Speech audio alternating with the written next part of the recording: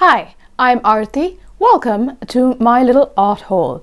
These are all things that I've bought over the last 3 months since my last art haul, sometime in September or October. Now, keep in mind that I am an illustrator. This is my full-time job and nobody needs these many art materials, but I actually use everything that I've got. Some of these are Christmas presents and the rest I bought myself. So let's clear this away and get started. The first things I'd like to start with are these beautiful pottery pieces from Fired Pottery. I think I've spoken on this channel before about Super Seconds Festival that happens twice a year and where people sell their samples and their seconds, including myself, for really cheap prices. So this was one of the things that I got. I think this is a sample of a brush pot. So it's got these little notches here. So if I were to put a brush in it, I can put water in there and clean my brush like so, and then rest my brush like that. And there's more than enough space for at least 2 or 3 thin brushes as well. So I really love this and I've been using it. I cleaned it just for this video. There's still some gunk in the bottom there, but it's absolutely beautiful. If she makes another in this yellow, I will definitely get some more.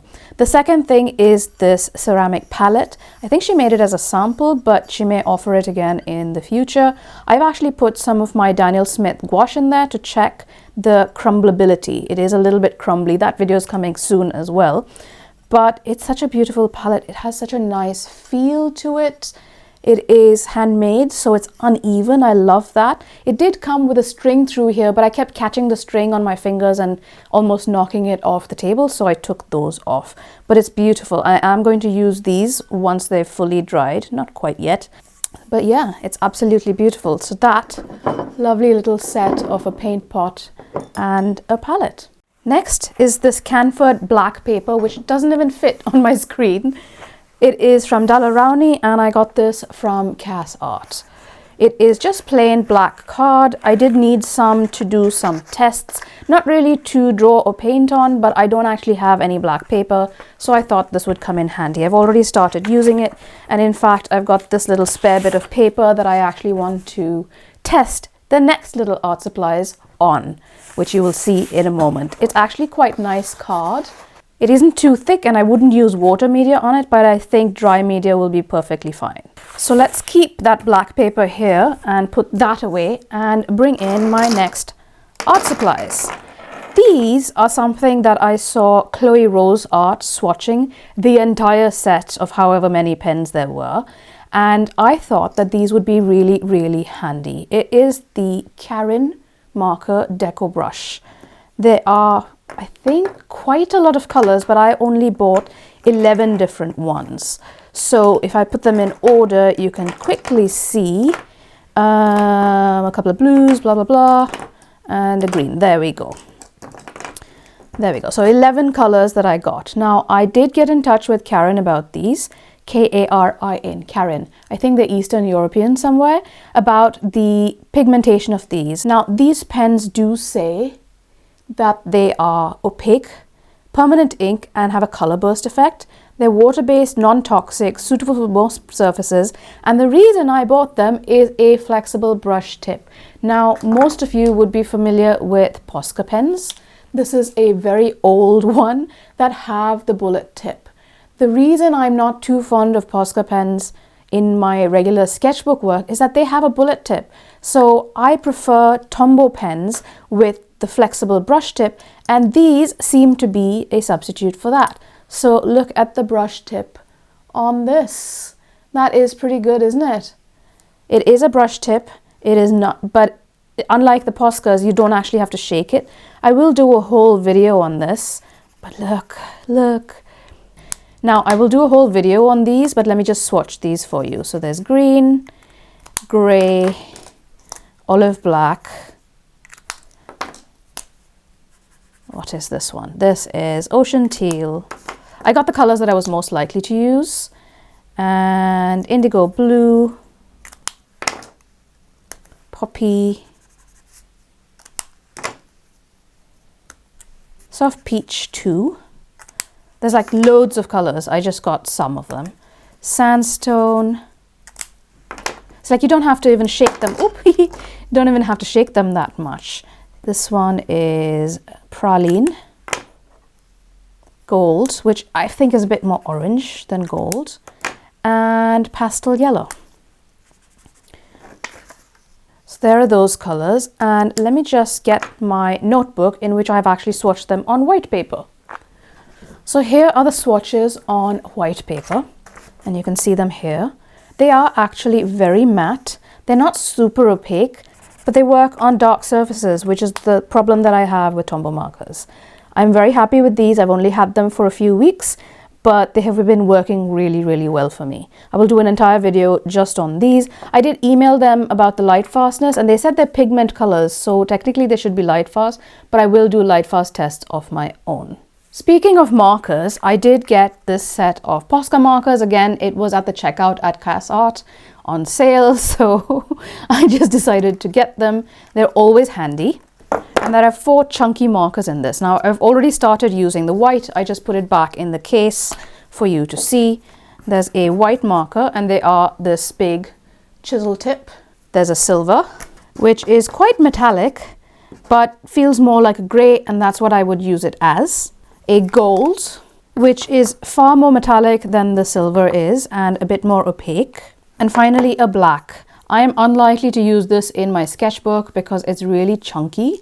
So yeah, so that's the 4 Posca markers, and they came in this little box, which is just now going to go in the bin. I'm not quite sure why Posca still uses these plastic boxes. But on to the next thing. I got this Loxley brush cleaner and preserver soap. I do have another brush cleaner, which I'm not quite sure where it is, but you use this in order to clean all your brushes. And because I use mostly gouache and acrylic, it's very hard on my brushes, so this I hope will help to keep them clean. I do have an entire video about cleaning my brushes, which I will link for you in the cards up here and in the description box down below. Also, don't forget that all the links for the Decobrush pens as well as the Poscas, everything will be down in the description box below, and I think there's a 10% off for these Decobrush pens as well. The last little bit that I got was the Caran D'Ache spray bottle. I'm going to take this with me when I go on my little jaunts once the weather is a little bit better, to draw outdoors or to draw at a cafe. This will really help to revitalize my dried paints and also to add a little bit of texture to whatever it is that I'm drawing. Now, I wouldn't be me if I hadn't collected some more sketchbooks since the last time I did a little art haul. Let's move this paper aside and get started with those. I think I've shown the classy Gecko sketchbooks when I did my Art Gecko sketchbook tour. So I bought another one of these, the A5 size in the landscape format. I really love this paper. It's thick, it's white, not cream, which I kind of dislike.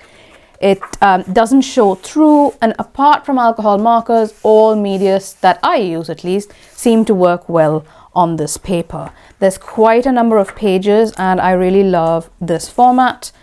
And it's got a plain black cover like I usually prefer. So that's the Classy Gecko in A5 Landscape. Then I got the Classy Gecko, apologies for the little torn bits. I had already opened them and I didn't bother to put them back correctly. I just kept them for you to see. So it's all media white cartridge paper, just like the Landscape Classy Gecko one, except it's portrait. Now, the thing I like about these is that they lie absolutely flat. And again, it's the same lovely paper as the other Classy Gecko landscape format, except in a portrait format. Very happy with that. And then I saw that they have something called the Swanky Gecko A5 Sketch Journal, which is a soft cover, which has this kind of like leather effect thing. And it is soft cover, which is not something I'm used to, but it also does lie flat. I'm sure it'll lie flatter with use, but if you bend the spine back, it does actually lie flat. And this one also has a ribbon. I think it's a step up from those ones, but we'll see how it goes. I've never really used this kind of like flexi cover before, but we'll see. I really like the paper. It's the same paper as in those sketchbooks, so we'll see. Then I have picked up the Leuchtturm 1917 in A5. It's 150 GSM. I found this at London Graphics Centre and picked it up. It's got these little bits and bobs, and of course I'll do a proper review. It is a bit whiter paper and smoother paper than the Art Gecko. So if you can see this, It's actually really smooth paper, nice and thick. Again, it lies flat. It has a ribbon. Well, it has two ribbons actually, like most of the Leuchtturm books. And I'm really looking forward to using this as well. I will, of course, like I said, test this and do an actual video. But yeah, also lies flat, which is one of my requirements in all of my sketchbooks. So that's 4 new sketchbooks. Let's see, the next one is, of course, the Odd Orange Sketchbook. Now, I know that I've shown you Odd Orange Sketchbooks before. There is a sketchbook tour up on my channel as well. This is one of the lower price sketchbooks that she's done. I don't want to tear that. So it doesn't have a cloth cover, it just has a cloth spine. And it's absolutely beautiful. It comes in 4 different colors. So I think cyan, magenta, yellow.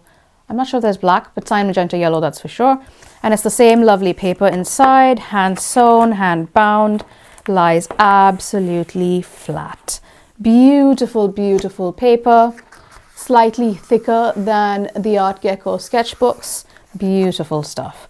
And I will continue to buy Odd Orange sketchbooks, continue to go to her drawing sessions. I just love it. I mean, it's a great community. So it's mixed media, 80 pages, natural white, less. This is more cream than either of the other sketchbooks, but definitely not as cream as the Art Creation sketchbook, which I kind of dislike. And then the last little sketchbook I have to show you is the Fabriano Classic Artist Journal. This is a very chunky sketchbook. I bought it specifically for a particular project. As you can see, I have already started using it. I will show you what I have been doing with this, with these pages, sometime later in the year. But the main point of this sketchbook, it has 2 different types of papers in it. One is this kind of buff paper, and one is this white. It is Fabriano paper, so it's absolutely gorgeous. It's thin, which I will just give you the details in 1 second. Right here, it came with this. It has 192 sheets, so that's nearly almost 400 pages. It is 90 GSM Fabriano Ingres paper. I really don't know how to pronounce that. Ideal for ink, pencil, charcoal, and pastels, as well as for your every intellectual whim. I love that. But the reason I got this is that firstly, it has 2 different papers, so it'll give me a little bit of a boost when I decide to use this section. But also the fact that it is so chunky. Now I'm just going to show you the last page where I've done a little bit of color swatching on the colored paper. And it works really well. Obviously the white is whiter, so you use this as a mid-tone and then do the darker tones. And then let me give you a little peek at the white paper where I did the swatching as well. Now I don't want to show you what's in this book because I will perhaps reveal it later in the year. But yeah, I'm really enjoying it. I'm really enjoying it. I can see that the cover might get a little bit dinged as I use it because it's just super thin. I think this is probably the only thing that I'm not a huge fan of because I do prefer hardback sketchbooks or something with a bit more durable cover. And that's the last sketchbook. Now let's move on to a couple of little gadgets. The first one is called the Gyro Cut. It works like a pen, cuts like a knife, like it says. And it came with this little instruction booklet. And it also came with this sticky matte adhesive. Now, I have these, I'm going a little ahead of myself here. I have these cutting mats that had lost their stickiness. So you just put this down, apply it with a little bit of old sponge, and it gets sticky again. So let me take this a bit closer to you. Can you feel that stickiness? So yeah, so it's back to being sticky. But the whole point of this Gyro Cut is, let me be careful not to cut myself, is that it is a cutting blade on a rotating bit like that. I don't actually want to cut myself while I'm doing this, but if you can gently see how that rotates. So I've stuck a bit of paper to here, and as you can see, I've started cutting out shapes. So if I put this pen down here, you have to use it absolutely straight. So if I put it down here and I just draw, in whatever direction I move, that cutting nib just keeps moving with me. It had a bit of a learning curve, so I did have to actually try a few times before I got it, and I think this might be better on thicker paper. But if I then peel off, look what a beautiful cut it is. It comes off so neatly, and then you can just see what I've cut is that, and then a spiral. Now I did this without actually drawing anything, so I might have got a better spiral if I'd actually drawn it out, but it's that easy to cut something on this with this gyro cut. So let's do maybe a leaf shape. So you really have to be careful to stick it down so that the paper doesn't move when you're cutting it. And also I need thicker paper. So there we go. And there's a leaf shape. So this would be really handy if I'm doing collage, or I actually want to try making a diorama. And I think that would really come in handy. Now it does have, they do sell extra blades for this, and it does come with a little cover like so that I don't hurt myself when this is just lying around on my desk. And it also comes with a little instructional booklet on how to use it. Again, I'll do a full video on this because I want to make that diorama. So you can see it's used for paper crafting, card making, fabric cutting, scrapbooking, sugar craft apparently, leather crafting, polymer clay, planner stickers, masking, cutting felt supplies, model graphics, and decals. So yeah, they have a starter kit and a junior starter kit. I got the main starter kit just for paper, not for fabric. So yeah, they've got loads of stuff. So very excited about that one. And as you can see, I can even cut out like letters and things like that. It's a bit of a learning curve, but it's great fun. And this is the marbling paper I made in one of my last few videos. So I'm actually going to use that to do a project. The next gadget I want to show you was actually a gift for Christmas from my sister and brother-in-law. And it is the Dremel Stylo Versatile Precision Craft Tool. Now, this is something that I'm going to really have to experiment with because I have no idea how to use this. And I'm going to open it now and then show you a couple of other things, and then we'll try it together at the end of this video. So it's for carving, engraving, polishing, cleaning, and sanding. I'm not quite sure how I'm going to apply that in my life as an illustrator, but we'll see. It comes with a bunch of attachments and tools, instruction manual, power cord. So here's the actual Dremel tool itself, and it has this thing that plugs into obviously the power cord and a whole bunch of attachments. Now these are things that can be used for wood or for apparently to polish pebbles. So there's like drilling tools and sanding tools. Ooh, that looks interesting as well. I wonder if I could use this for wood cuts. Ooh, look at that. Okay, we'll try this at the end of the video because I think I'm going to have to wear a mask and like set up for a bit of mess. So let's put the Dremel applied. And the last two Christmas presents I want to show you is one of them is from a good friend of mine. Every year we buy each other Christmas presents, and usually we go to a craft fair and we buy each other small business things. This time we went to Foyle's bookstore in central London and we chose books for each other. Well, we chose the book we wanted and we bought them for each other.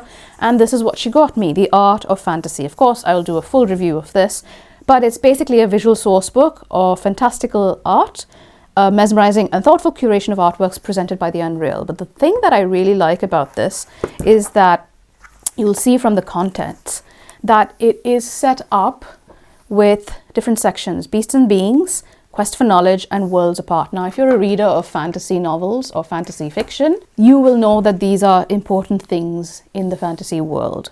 So every single section here is divided in that fashion, and there's quite a bit of information about each painting or artwork that is in this book. It is absolutely wonderful, and I have been reading through it constantly since Christmas. I was unwell and this has been my constant companion. It is an absolutely gorgeous book. I'm not sure if I've ever shown you my early work, which a lot of it was based out of the fantasy books that I was reading in black and white. But yeah, it's an absolutely gorgeous book, and I'll be reviewing it in full on my channel very soon. The second book I got for Christmas was from my husband. His main present to me was something that I asked for, which was an electric blanket, which I love, which is in my studio, keeps me warm, I snuggle under it and I sketch. But he got me this surprise present, The Artist's Guide to Drawing Animals. Lately I've been drawing a lot of pet portraits because that's what has been coming into me. And this is a great primer which tells you about dogs, cats, horses, other hoofed animals, rodents, rabbits, ferrets, birds, and cold-blooded animals. Any kind of pet that I'm likely to draw. So far I've just drawn dogs, cats, and one hamster. So I guess this would be handy. But it has so much detail in it. Like, let's start with the dog section. Everything from how to draw the head, to the eyes, the nose, and it's just pencil drawings. So it really gives you a basic structure of the animal, and then you can add detail on top of it as you wish. Really, really nicely done. Look at that cute cat. So yeah, horses, cows, little rats. So yeah, I'm very, very excited to go through this book. I have been going through it a little bit, but like I said, I've been unwell, so I haven't really paid that much attention to this because I want to draw alongside with reading it, whereas this one I can just get by just by reading it. The biggest purchase I made at the end of last year was this Canon printer. I bought it because I need to upgrade the way that I print and to be able to offer personalized prints and more pet portraits. As I said, I'm getting more of those, and to offer more personalized prints that I can do as one-offs instead of having to send them out to a shop to get printed and then pay for postage and order multiples rather than singletons. It was definitely a pricey investment in my business, but thanks to doing markets over the Christmas season and then the orders that I received since, it has already almost paid for itself. Now, let me clear up, let me set up for the Dremel, and we will try that together. So exciting. So I'm wearing a mask and I have my tool here, and these are all the little attachments that it comes with. It came with a bunch of things and some instructions, obviously, that I will have to read. It came with these little bits and things, all of which I will have to research and figure out what they're for. And then some sanding or polishing bits. I really don't know what half of these things are. I'm going to have to do plenty of reading before I actually can use this to its full potential. I decided to start my trial with this little ball head thing and a scrap piece of wood that I found in the shed. I've drawn some shapes on it and I'm just going to see how it works. I had to switch off the sound for this one because it is quite noisy, but after a few false starts I kind of got the hang of it. I don't think you're meant to push, you're just meant to gently let the motion of the Dremel drill thing itself do most of the work. I can see how this would be really, really useful for woodcuts. It does also work on things like engraving glass, which would be really interesting to try, polishing things, making shapes, making bowls. So yeah, I'm really interested to try. Here are the results of what I did in my 5 or 10 minutes of experimentation. I do think I need softer wood, that's for sure, but I'm really excited to do more with this and learn more and do my research and figure it out. And the last thing I want to show you is a very generous gift certificate from my parents that I got for Christmas. I already have a few things in my Jackson's Art basket, as you can see here in the screen grab. There's some matte medium and there are a few Dalerani brushes. Jackson's is having a sale on that right now. I might also add some neo colors in, and my next art haul will probably be what I bought with my very generous gift certificate. That's all I've got for you today. The links to everything, including some discounts, will be in the description box below. Thank you so much for watching, and I will see you in my next video. Bye!